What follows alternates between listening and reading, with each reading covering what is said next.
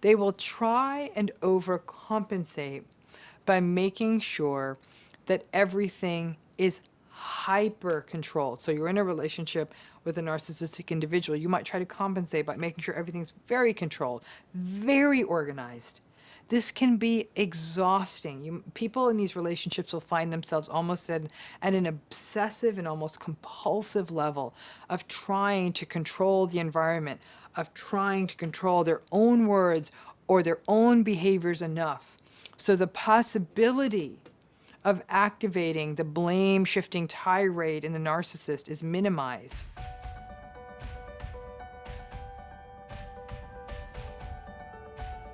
Let's talk about minimization, because I'm not going to minimize it. Like I said, I don't think minimization gets enough attention, and I think it's such a damaging dynamic in narcissism. I think we minimize minimization when we think and we talk about narcissism and narcissistic abuse. We all know that minimization is part of the classical patterns of what happens in a narcissistic relationship. But I am actually going right now, that's why I'm not in my usual place, through a bit of a family narcissistic thing right now that has gotten pretty bad. And it's dovetailed with what I'm seeing my clients experience. So I wanted to talk about this. So the question is, how does minimization show up in narcissistic relationships? How does it get in the way of healing? And why is it so common in the narcissistic space? Minimization is a form of denial and of gaslighting that I've talked about on this channel. The narcissistic person will often minimize your experiences, your distress, your feelings. In fact, it is minimization that often results in the emotional escalation that often happens in encounters in narcissistic relationships. For example, also, when something bad happens to the narcissistic person, well, the planet has to stop spinning. But when something happens to the bad happens to the other person in the relationship, it's not that big a deal, right? Think about how many narcissistic arguments that you have been involved in where you were saying, hey, wait a minute, when something like this that happened to me happened to you, it was the end of the world. And now it's happening to me, and you're making it out like it's nothing. How come it was a big deal when it was you? And at those times you may escalate and they'll say, oh, you need to quiet down, right? Minimization. It's gaslighting because it challenges your reality. You are actually going through something and it's painted out as being not that big a deal when it's actually very important and very impactful for you. And then when you are more insistent and say, hey, this is a big deal to me, then the narcissistic person will say, oh, why are you always so dramatic and exaggerating? What is wrong with you? So you see how that sequence works. Minimization is part of the double standard of all narcissistic relationships, different sets of rules that they have for themselves and the rest of the world. They get the flu and it is a health emergency. You get the flu and you are being a hypochondriac. And as a result, it is one of the more frustrating of the patterns of the narcissistic relationship. The narcissistic folks are so grandiose and competitive that even their pain has to be more and better than everyone else's. The minimization experience in the narcissistic relationship is a major issue around why people feel so unsafe and so unheard in these relationships. For healthy people, going through something is how they become more empathic. Many times, we may be at some risk of minimizing if we haven't actually gone through something another person has. For example, I'll give you an example. If a person doesn't have children and they have no idea what sleep deprivation is, but then they end up having children and they may even feel bad that they were not more empathic to the sleep interruption of their friends who had children before them. Now, that awareness, that cycle does not play out in narcissistic relationships. Instead, after the narcissistic person goes through something, just when you think they might be more empathic, get it, that they're actually more likely to minimize other people's experiences. I'll share this. I recently saw this happen in two family members, one of whom had a massive 12-hour life-threatening surgery that will require years of rehabilitation, and the narcissistic family member comparing a rather routine surgery that took them about an hour or two. I think that was even managed outpatient or one night in the hospital, 6 weeks of your usual post-operative recovery back to normal. And the narcissistic person kept trying to minimize even how many hours the surgery for the more ill person took in that more severe situation. It was actually rather upsetting to witness because it was akin to comparing a stubbed toe to a traumatic brain injury. And it was really translating into a minimization of the pain of the person with a more severe illness and the psychological trauma and the physical limitations and the rehabilitative demands of the person who went through the far, far more massive health crisis. This was invalidating to witness, and it was even dangerous for the person who went through the massive surgery because adequate allowances were not being made for healing, and the expectations that the person who had the massive surgery were not realistic, like that they'll be able to pop right back to normal. So that means that the narcissistic person might be more likely to get angry at the person with the long recovery period for not just popping back to normal life as they did, the narcissist did after their minor surgery. I have witnessed this health minimization dynamic happen to many clients of mine who had cancer or other life-threatening diseases, complicated pregnancies and deliveries, and narcissistic partners and family members would minimize the experiences of the people with those health crises. And frankly, that significantly complicated the healing for those folks, and in some cases, their outcomes. And it left massive psychological scars that another person, even when directly witnessing their physical deterioration, were unwilling to validate and take notice of the suffering that the other person endured. Minimization also results in other invalidating and confusing moments. Any difficult human experience someone may have, or grief, a broken heart, a massive professional disappointment, a failed exam, a loss. All of these experiences, which if they had happened to the narcissistic person would be throwing a tantrum and expect the earth to stop spinning for them.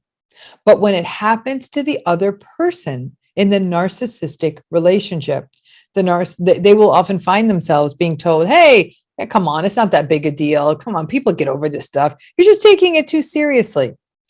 This can happen with narcissistic parents in particular. And people raised by narcissistic parents will have childhoods that were characterized by parents who minimized everything, leaving them going into adulthood, not even having a gauge for how to manage disappointment and sadness or even illness. When you go through something real and are having a real reaction to it, and then someone minimizes it, it really does interrupt the grief and the healing process. Minimization is also the enabler's game. I have a theory on this. I sometimes think the enablers minimize because of their childish need for everything to just be okay, even if that means letting the narcissist off the hook. In fact, typically it means letting the narcissist off the hook. Again, something I am observing very clearly, like in this familial situation I'm witnessing, when a person who's very ill and will require permanent massive life changes, I'm getting the message that like, hey, look how great they're doing. They're just getting better so fast. Now, the people making these observations are often people who don't want to show up and aren't actually directly witnessing the person who has had the massive health problem, but they want to weigh in, but they don't want to deal with the fallout of the bigger and the more disruptive decisions that need to be made on behalf of the sicker person. It's as though having to see the situation realistically would be too painful for them, so they minimize. Minimization by enablers is probably the central pillar of collective gaslighting. That idea that when everyone jumps on the bandwagon and says, oh, come on, it's not that bad, effectively shutting down the person or the people who are suffering and struggling in a narcissistic relationship. Because if everyone is saying, oh, it's not that bad, and look how great it's going, The people on the receiving end of the narcissistic abuse may actually feel like they're exaggerating. And there's that self-gaslighting again. In many ways, I think minimization is a major reason narcissism has become such a big problem in our culture overall. Journalists, other people with platforms, mental health practitioners, just about everyone tends to minimize the impact of the patterns that we see in narcissism and the fallout on our mental health, in family court, in human resource, in society at large. It tends to be it can't be that bad, or you're making too much of it, or I'm sure things aren't that bad for you, or this is how relationships are, or using minimizing language like, oh, they're just intense or quirky or demanding, rather than using the simple word abuse that captures the reality. When the damaging impacts of narcissism on other people are minimized by the entire world, you end up where we are right now, in a world that is an absolute uncivil, entitled mess. All this minimization, it takes a toll. People in narcissistic relationships, when they minimize what's happening to them, all of that stress has to go somewhere. Lots of survivors blame themselves for being too dramatic or making a mountain out of a molehill. There's a proverb. But over time, as the narcissistic abuse continues and the person keeps minimizing, we can see anxiety symptoms, health problems, even panic attacks. By denying reality to themselves, I can promise you this, that reality will always find another way to come back and bite you. Now, not all minimizers are enablers or narcissists. Some simply feel so helpless and powerless that by minimizing, they can cope with a situation where they feel unable to help another person or do something to be able to fix the situation. If you are in a chronically abusive relationship, people may see the abusive patterns and recognize that there are reasons it cannot change, but they still may try to soft pedal it to make themselves feel better about it and to push down those feelings of helpless discomfort. That doesn't make it okay. I get it. But people in pain, as most people going through narcissistic abuse are, sometimes want someone to just sit in the pain with them and acknowledge that it's awful and perhaps unchangeable. As a therapist, it's the hardest part of my job to just sit with the pain of a client and not want to just fix it. And the helplessness of watching a narcissistic relationship can often contribute to a person who is in one of these relationships getting more and more isolated. Nobody often wants to talk to them because it evokes so much powerlessness. So people just stop calling. Most survivors of narcissistic abuse are there. They know that these patterns are unchangeable. They aren't expecting anyone to wave a magic wand. Sometimes survivors of narcissistic abuse just want to hold someone's hand in the darkness as they begin to recover. We don't talk enough about minimization when we talk about narcissistic abuse, because I think it's important to do so because it impacts people in every way in these relationships. People tend to minimize what's happening in their own narcissistic relationships as well. It's why we don't talk about it. And the narcissists always minimize the harm that they do to other people and the difficulties that other people have in their lives. The people around you minimize it, and the world at large minimizes it. So everyone's minimizing it. And all of this minimization is one of the brightest and the hottest parts of the gaslight. I see what it is. It's a way for other people to not deal with the big problem that's in front of all of us.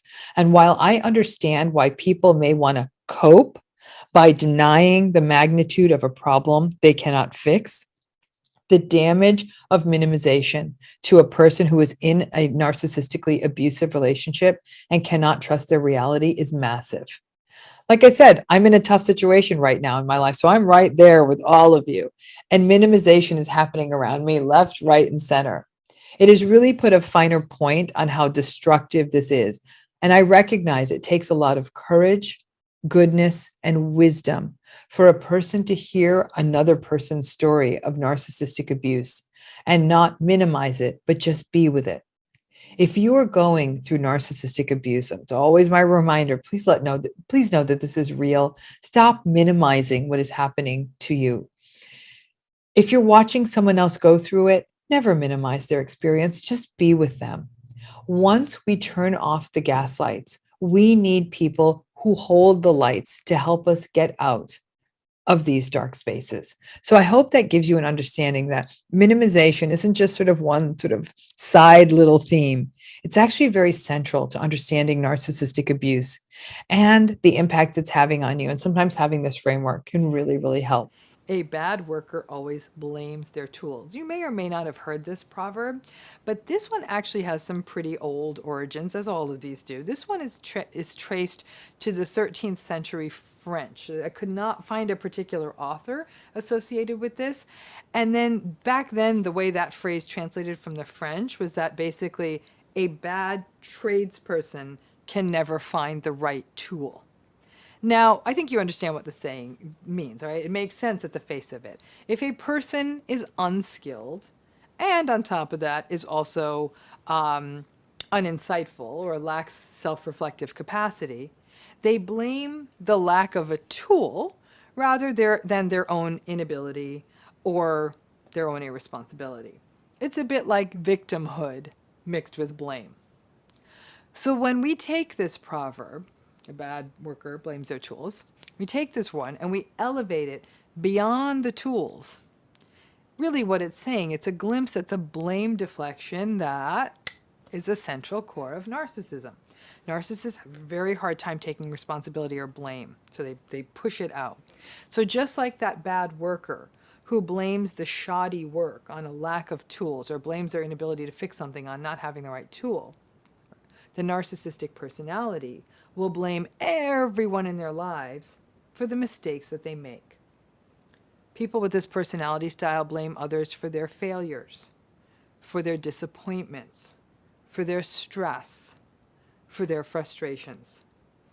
This makes these relationships incredibly challenging because you're constantly being blamed for their issues. In fact, in the early conversations with a narcissistic individual, when you first meet them, you will actually find yourself trying to engage with their blaming. You'll say things like, I didn't do that. That's not my fault. No, really, I'm not the one who did that. And on and on and on. You know where that goes. Now, really, at these times, reality doesn't matter to them at those times with those personality styles. Reality doesn't matter to people who are narcissistic. It's all about them being able to cast blame out so they can maintain their grandiose and perfectionistic version of themselves. I don't make mistakes. It's everybody else's fault. The bad sales presentation wasn't their fault. It was the client's fault for rescheduling. It was the assistant's fault for not getting the materials organized on time. It was their partner's fault for not keeping the house quieter while they were preparing for the sales presentation. It's everybody else's fault. And that blame deflection is a classical element of these relationships, the proverbial bad tools. The blame projection and deflection of the narcissistic relationship, honestly, for a lot of people who go through these relationships, is one of the most exhausting, destabilizing, confusing, and manipulating parts of these relationships. Sort of them not being able to find their tools and blaming everyone else often means that other people end up taking too much responsibility, even for things that they are not responsible for. So the person who's not the narcissist takes on all the responsibility. It's not their responsibility.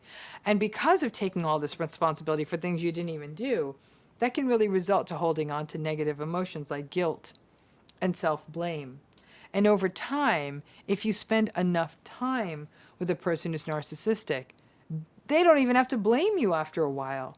You get so indoctrinated into their way of thinking that you self-blame before they can blame you. It's almost like after a while, you just sort of cut out the manipulative middleman and you do it to yourself. Sometimes people who find themselves in narcissistic relationships, now whether this is a family of origin relationship, whether this is an intimate relationship or a workplace relationship, they will try and overcompensate by making sure that everything is hyper controlled. So you're in a relationship with a narcissistic individual. You might try to compensate by making sure everything's very controlled, very organized. This can be exhausting. People in these relationships will find themselves almost at an obsessive and almost compulsive level of trying to control the environment, of trying to control their own words or their own behaviors enough. So the possibility of activating the blame shifting tirade in the narcissist is minimized. And then you just keep appeasing and enabling the narcissist. You've got the house so organized that if they're like, it's your fault I couldn't find the scissors are exactly where they need to be. It's really difficult because to steer clear of being blamed by someone else who is clearly not taking responsibility means that you have to work on your own sense of self-assurance, to be clear and aware on what you are responsible for, to be clear and aware of what you're not responsible for, and understand that some of it is gray and that there is shared responsibility. The narcissistic individual is engaged in a very unconscious and a very primitive process of projection and offloading of shameful or uncomfortable deficits that they don't want to have to keep stirring in themselves. And so they project them onto other people. And the narcissistic disconnection from empathy actually means it's easier to blame others because you don't stop to think, they don't stop to think, how would someone feel if I blame them for this when they're not really responsible? The challenge is that the blame shifting is also often coupled with victimization and a sense of persecution. A person who is narcissistic will say, I can't find the right tool. And that's because nobody supports me having the right tools, or they hide my tools. Things like, I screwed up the sales presentation because people are out to get me and nobody believes in me or wants to support me. That self-victimization is such a classical piece of the narcissistic personality style. So whomever was this frustrated French writer who watched people do a lousy job and blame other people actually did a really nice job of capturing this dynamic of the bad worker blaming their tools and clearly telling us that this is a part of what human behavior and difficult human behavior and what some people do and have always done for hundreds of years, not taking responsibility and then blaming something or someone else for their failings. But it's always best in these blame shifty times not to engage or to engage minimally. If they blame you for something that is clearly really something you didn't do, you just nod politely and just say a gentle, okay. Document when needed, and then recognize that they're never going to listen to your version of the events. Some people say, it's unjust, it's unjust. Why shouldn't they hear that I'm not the one responsible? It is unjust, and they aren't listening. In 1938, there was a play called Gaslight. In 1944, there was a film. And the basic premise of the play and the film was that there was a man who was basically trying to make his wife go mad. And back then, it was based at a time when instead of electric lights, there were these gas-powered lights, and you could turn them up and down. And he kept playing with the lights, these gas lamps. And she would say, he would turn the light down, and she'd say, who turned the light down? He said, the light's not any lower than it was before. And slowly but surely, she started losing her grip with reality because he kept denying that he was manipulating the lights.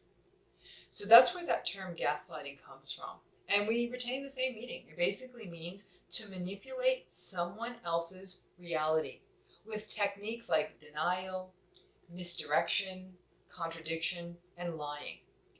Anyone who's ever experienced gaslighting knows how confusing it can be. Because it's designed to make you doubt your own reality And any break from reality is actually defined as psychosis. We can rather quickly find ourselves feeling like we're losing our minds. And we can't imagine that somebody who loves us would ever doubt our reality. Let me give you a sort of classical example of gaslighting. You're having a conversation with someone, and maybe it's over and over about the same thing. It's about your partner is sort of has this kind of inappropriate relationship with someone he or she works with. And then he says something to you like, like he or she, they dress they were just really cute at work. Why don't you start dressing like that or wearing your hair like that? And as you can imagine, someone would be like, that doesn't feel good to hear that. And then the gaslighter will say, don't be so sensitive. So now all of a sudden, you've done nothing more than merely expressed a very real feeling in a situation. And someone's doubting your reality by saying, don't be so sensitive. Or other classic gaslighting lines include, you have no right to feel that way. Or, that never happened. Or, are you okay? Are you doing okay? Because you keep saying weird stuff. I'm starting to worry about you. All of these things are designed to make you doubt yourself. Gaslighting in that way is a tool of psychological control. The more you can question someone's reality, the more control you have over them. Something else you would see is that, for example, you might make plans with someone, and you'll say very specifically, okay, just so we're clear, I just want to make sure you said that you're good with us going to dinner at that restaurant at 7 o'clock because I'm calling other people to make a reservation. Okay, yeah, sure, yeah, whatever. Because narcissists never listen, they often, sort of blithely go and do their own thing, or they may have something better come up, and so they don't want to do dinner. So then the next day when you say, hey, it's time to go, and they'll say, what are you doing? And you'll say, I made that reservation. You said everyone's getting together. And they'll say, I never said I'd do that. I never said we were going to go to dinner. And that's when you're like, you start rocking and saying, I don't understand. I don't understand what's happening. A combination of factors in a narcissist make them classical gaslighters, if you will. Obviously, their lack of empathy, because they don't care who they hurt, and they don't care that they're fooling with your mind. Their tendency to want to control people, that also makes it very much a key gaslighting dynamic. Narcissists are very manipulative, and by definition, gaslighting is a tool of manipulation. All of these things sort of come together and conspire to make it that the narcissist is a classic gaslighter. Over time, the gaslighting, if it's chronic, can literally make a person feel as though they're losing their grip with reality. It'll lead them to be full of self-doubt. They'll often start doubting themselves in other relationships, at work. They may feel like they're not good parents anymore. I always say, though, the ringer on whether you're being gaslit, it's a very simple test. If you've ever been in a relationship of any kind, not just an intimate partner relationship, it can even be with your mother. Parents can gaslight you, your siblings can gaslight you, anyone can test your reality in this way. Or a boss, anyone like that. If you've ever felt the need to record a conversation because you want to play it back for that person, or even play it back for yourself, so you can be sure you heard it right, you're being gaslighted. I can guarantee it, because that's the only reason you would feel the need to record a conversation. People who are in narcissistic relationships, even when they're not supposed to record their conversations, will, like I said, for no other reason, to play it back for themselves and say, okay, I am not losing my mind. That is truly and really what they said. Here's where it gets interesting. When you play one of those recordings back for your gaslighting narcissist, I can all but guarantee they will get extremely, extremely rageful and angry. Because the one thing they don't like is to be called out on their manipulative tricks. And when you have evidence, they'll turn around and gaslight you again. I told you you're a crazy person. You need to record everything. You know what? You make me sick. And you'll get that kind of really toxic, cruel pushback. At the core of it, and I think it's really important for all of you watching this, gaslighting is emotional abuse. Okay, let me say that again. Gaslighting is emotional abuse. The word abuse is a strong word, and it fits here. Because when you manipulate someone's reality, you are in essence stealing from them. You are in essence abusing and playing with their mind in a way that is nothing short of cruel. As far as I'm concerned, that qualifies as abuse. So when this is being done to you, take a really good look at it. And here's what's interesting. Gaslighting isn't just an individual phenomenon. I've observed something that I call gaslighting by tribe, something I've written about. What I mean by that is that other people in your family system might contribute. Like, that never happened in our family. Dad never said that. What are you saying? Come on, stop being so hard on Dad. It's a very triangulated dynamic. It's where one person is almost scapegoated in a family. Very, very common in narcissistic families. This can even happen in groups of friends. Like, oh, come on, he's not such a bad guy. What are you saying? You feel as though, how is it? And then when it's a gaslighting by tribe, you start to feel like, I've got to be wrong because everyone else is saying the same thing. In the most tragic, toxic, and dangerous examples of gaslighting by tribe is when abuse is denied in a family system. That kind of denial can have devastating consequences for a person well into adulthood if that abuse took place in childhood. And finally, let's take it all the way up. Let's talk about societal gaslighting. When we're like, something doesn't quite feel right about what's going on in the world, and people say, no, everything's great, everything's normal, everything's fine in the world. And if you're on the wrong end of the stick on that one, and things don't feel like they're going right, and everyone's like, nah, everything's just fine, you do start feeling like you've walked into a party where everyone's been brainwashed. But in fact, the problem is most people feel like they're the ones who got it wrong, and everyone else has it right. There was once a famous test that was done by a psychologist called Solomon Asch. And in essence, in this research, they showed people 3 different line lengths. They were very different. One was taller and 2 more were shorter. And what they found was that even when clearly people chose the longest line, it was on a piece of paper, when they went into a group, there would be one other person in that group that was planted there by the researcher. And when that one other person picked a shorter line as the longest one, a significant number of other people in the group went along with that. They conformed to that. And while that's not classically a form of gaslighting, it really speaks to how much conformity plays a role in our lives and makes it hard sometimes to speak out. Societal gaslighting is so powerful because I believe it's the reason why narcissism seems to be growing exponentially in our society. No one seems to be able to stop it. If I had a dime for every person who said, nobody believes me, they don't believe this narcissism abuse thing is real, as though the only kind of abuse that counts is a black eye and not a bruised soul. And the number of people who said, yeah, all he does is yell at me. All he does is yell at you. And when people say, that's not abuse, or that doesn't seem that bad, or how bad can it be, or get over it, those are forms of gaslighting. The one thing none of us should ever let another person steal from us is our reality.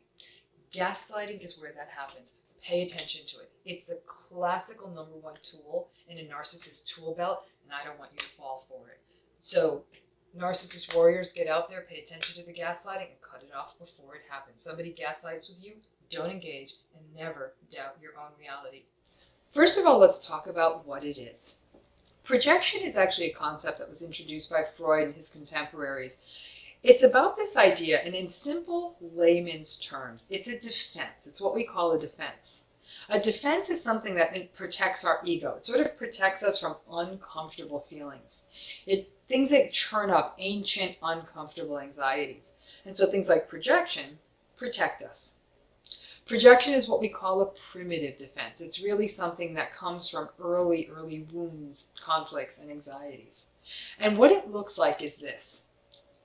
When a person is feeling something icky or forbidden inside of them, they project it onto someone else.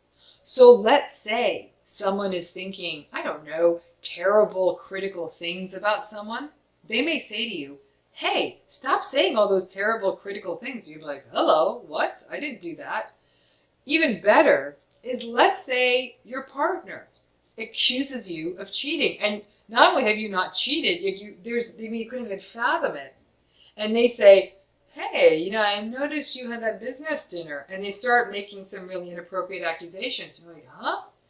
It's quite possible that they're projecting their own bad behavior, whether they're micro cheating or actually cheating or being inappropriate with someone, projecting that uncomfortable, unacceptable impulse behavior on you.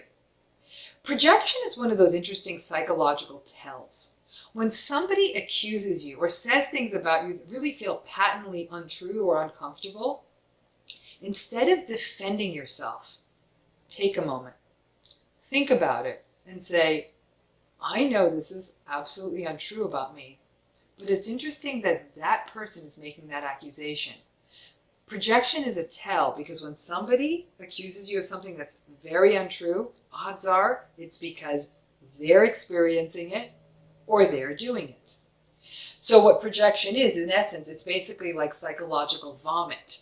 It doesn't feel good. Like when you eat some bad fish and it needs to get out of you, you throw it up and then you feel better. Well, projection is like vomiting up psychological stuff. It feels really uncomfortable to have these forbidden thoughts or ideas in your head. So you throw them up on someone else and you accuse them and say things to them like, accuse them of what they might be thinking, what they might be feeling, and maybe even what they might be doing. It's very much what narcissists do. Narcissists have very, very uncomfortable inner worlds. And so as a result, they don't manage them well. When a healthy person feels something that kind of feels uncomfortable or unacceptable, they'll take a moment, they'll self-reflect on it, they'll recognize that it doesn't define them, they'll consider it, they'll weigh it in their mind, they'll ensure that they don't say something that hurts someone else, and then they'll move past it. For the narcissist, that kind of unacceptable impulse that's in them threatens their ego. And that's a very fragile space for them. So instead of managing it and self-regulating it, they pop it right back out on somebody else, and whomever that convenient target is. That convenient target is someone who's usually someone they have projected on before, someone who's close, someone who's an important relationship. So that can be a partner or a spouse, it can be an adult child or a child, it can be a parent, it can be a friend, it could be someone they work with, but someone who's close to them.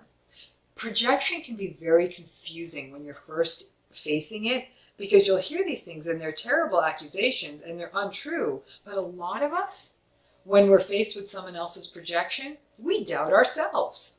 So when they feel deeply insecure, they start accusing us of having a bunch of insecurities. And if we're used to thinking being relatively confident, well put together people, will be like, okay. And then many of us who are mentally healthy are willing to see both sides of an equation. Our willingness to see their projected side of the equation can be a risky business because what's happening now is we're willing to take on their narcissistic projection and make it our own. Projection and narcissism go together like peas in a pod. It's just part of the picture. It's a classical part of a narcissistic clinical presentation. What that means for us is if we're in the presence of any significant or non-significant, frankly, narcissist in our lives, projection's part of the game. So when they're projecting their insecurity on us, their self-doubt on us, their anxieties on us, the key is that we don't make them our own. And in fact, that we recognize that their projections actually give us a lot of insight into them. What they're accusing us of is precisely what they're struggling with. So instead of being hurt and confused by those projections, try, if you can, to use them as a really important piece of data. And then you too can sort of be a narcissist whisperer, Jedi warrior, or just basically wizard. So thanks as always for listening. I hope this gives you some important insights into the narcissistic defense of projection. As always, click on that bell, get those notifications about our new content. Please subscribe to this channel to get all of the best content on narcissism.